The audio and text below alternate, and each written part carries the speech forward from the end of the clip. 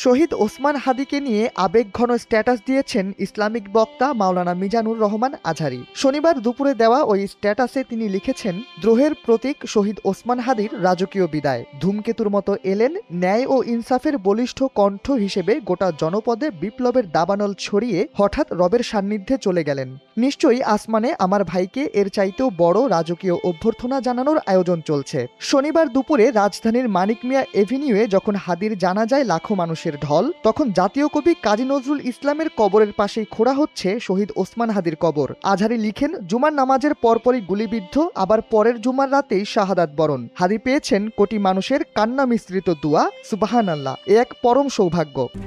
RICL TMX, যুগের পর যুগ স্থাপনা থাকে মজবুত।